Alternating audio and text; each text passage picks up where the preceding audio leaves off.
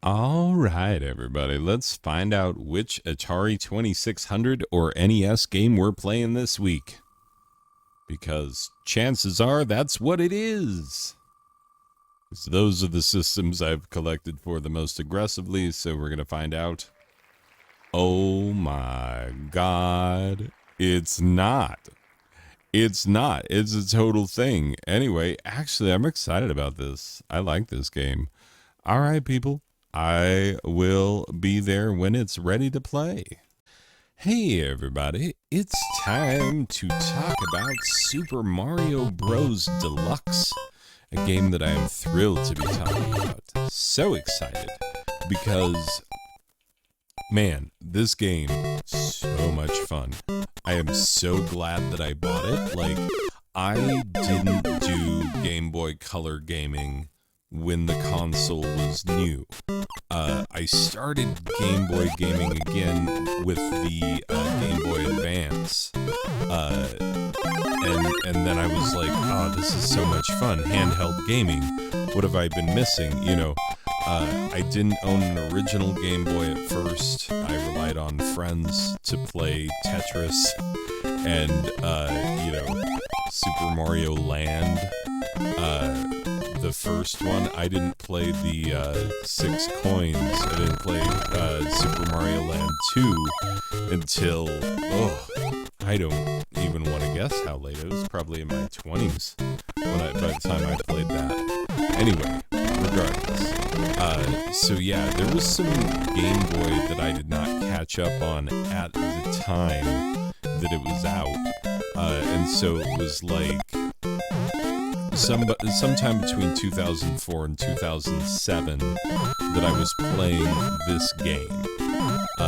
And so, yeah, I picked it up late, and I remember being in college, and at the time, you know, the PSP was out, and my coworkers would see me playing my Game Boy Color, and they'd be like, "What are you doing?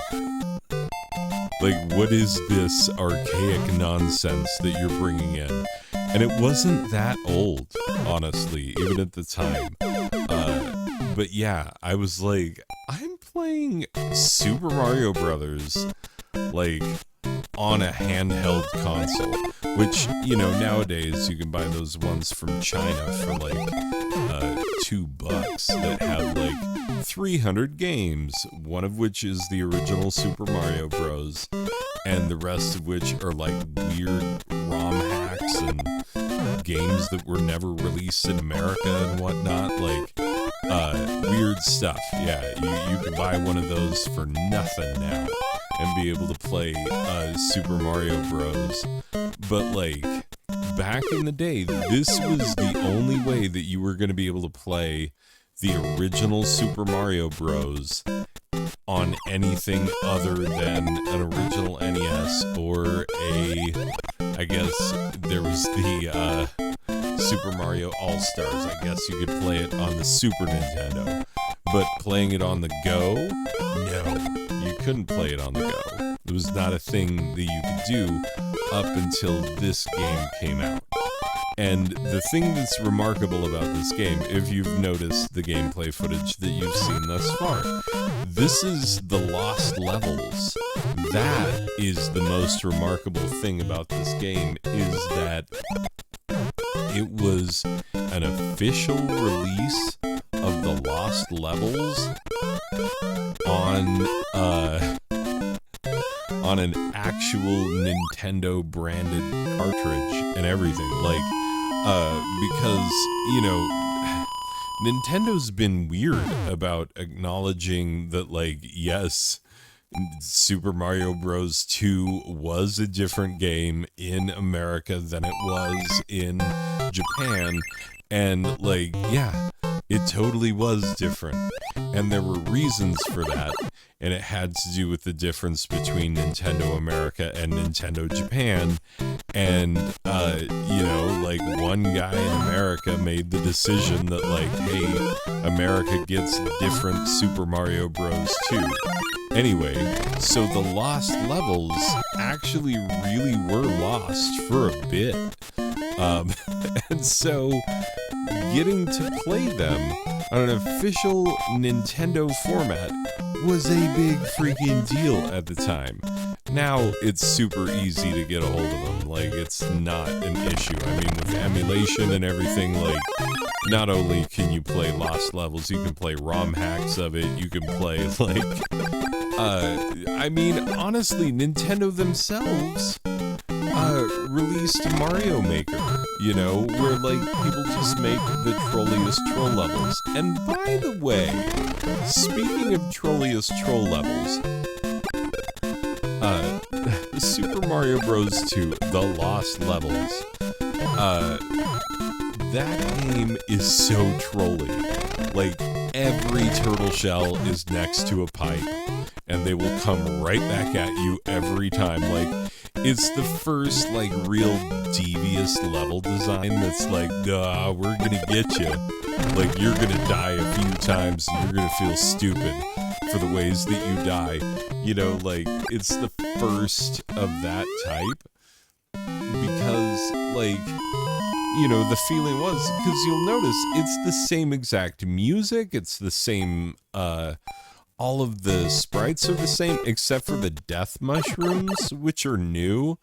But, like, yeah, it came out of this feeling that, like, ooh, we like Super Mario Bros., but it's gotten too easy. Like, we require a greater challenge, was the feeling that, you know, that drove that sequel. It really was. And so, like, when it came out in Japan, like, they really did think that American gamers wouldn't be able to handle it.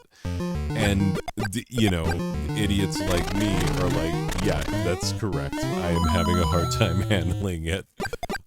Because I did. You know, so there's that mode, which is really fun and interesting. There is the regular Super Mario Bros., which, like, when you play it on the Game Boy Color screen, it's a different, aspect ratio, because it's a completely square screen, but it's small. And so, like, this is the first version of Super Mario Bros. Where, like, looking up and looking down is a thing that you really need to be concerned with, because there could be enemies above you that you're not seeing. There could be collectibles above you that you're not seeing, you know, coins and mushrooms and whatnot. Like, yeah. So you need to be looking above, but you also need to be looking below, because you're going to have to jump down sometimes, and you need to know whether or not it's solid beneath you. So, yeah, it's an interesting challenge playing it in the aspect ratio that it's presented in on this cartridge. And this cartridge, by the way, is a delight to own. Like, I never owned it complete in box. I only bought it as a used loose cartridge. But it's one of those, you know, curved back with the battery save, but it's a, like, semi-see-through cartridge. So, like, it's a smoked dark plastic that you can see through. It's a cool looking cartridge. Like, it looks nice, and it feels good in the hand. Like, it's just, you know, just good industrial design is what it is. And it's funny because, like, I really didn't play Game Boy Color games, and so, like, you know, I wasn't able to be nostalgic for the look and the feel of those specific games, but, like, having bought some of the better ones before they got ridiculously expensive, I can tell you that, like, they are a delight to have. You know, they do have a good, like, tactile, like, I bought a thing feel, which, yeah, you know, like, say what you will about the Switch, it's a lovely device, but like sometimes those cartridges are like, I spent $60 for what now? What is this? Like, this is a cartridge, you say? It's, yeah, well, I'll take your word for it, I guess. Anyway, but yeah, it's an awesome format to collect for, is what I'm getting at. But yeah, so you have this challenge mode. Did I say this? Challenge mode, where you collect these red coins and you try and collect all of them and get the most points, and Toad rates you on how well you did at the end. And, you know, and then there are high scores, high score table and whatnot. So, like, you know, you can even have different people playing on the same cartridge and keeping their high scores and seeing who gets the highest on the high score table. So, you know, there's that aspect. And then there's the ghost mode. Both the lost levels and the ghost mode don't appear on the home screen until you have scored 300,000 points in the original Super Mario Bros. So, yeah. You gotta be half decent. So I went through and I played a whole bunch of Super Mario Bros. To unlock all the unlockables so that I could get the game content that I got. So, yeah. It's a whole thing. Anyway, but it's super fun. The many different game modes that you get. So you get lost levels, original, challenge. Oh, there's versus mode, but I think you need a link cable for that, and I don't have one. And sorry, but I think that's how that works. I've never played it, but you can play versus if you are able to link with someone. And then there's the ghost mode, lost levels, challenge modes, all the things. Like, it's so much game on such a small cartridge, and it's like the classic game. The classic game presented in, like, really one of the only other acceptable formats for the game. You know, like, when you're looking at it, it's a little stripped back.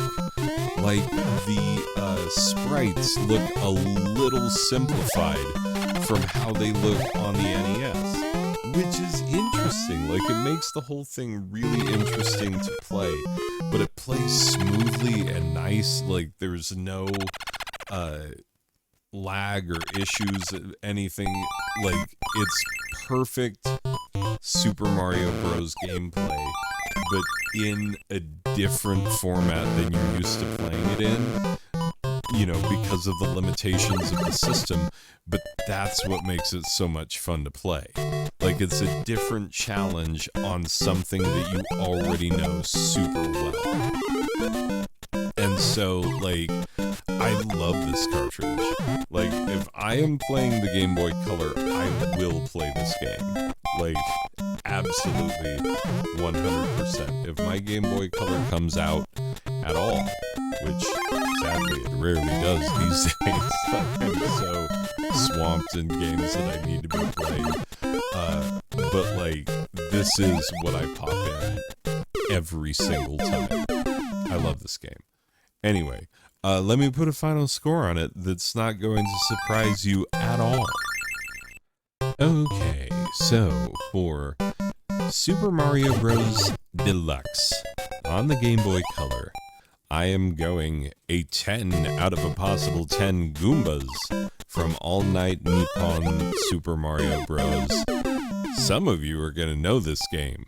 This was one of the early ROM hacks of Super Mario Bros.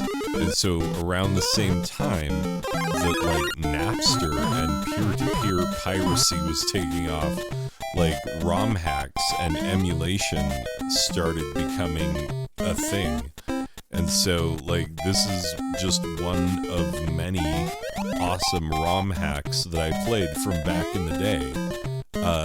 And now there's like a whole, like, Nintendo made, Mario Maker. They were like, yes, please do make more Mario levels, So, anyway, this was one of the earliest ROM hacks out there, and it is, it's an interesting thing to see. It's definitely an archival piece of, artifact from its time period. It's, it says something about the time in which it was created, which was a time in which I was in college. So, if you want to know exactly how old I am, there you go. Is that I played All Night Nippon Super Mario Bros. On a Dude You're Getting a Dell variety of Dell. So, there you go. Anyway, people, that's going to do it for this one. Hope you enjoyed it. I really do love this game. So if you have a Game Boy Color, get yourself a copy of this. Make sure you have one. They should be fairly ubiquitous if you collect for the Game Boy Color. There should be a lot of copies out there, so I can't imagine it's too expensive. But yeah, if you collect Game Boy Color, this is one to own, for sure. Anyway, people, that's going to do it for this one. I will see you in the next one. Okay, bye.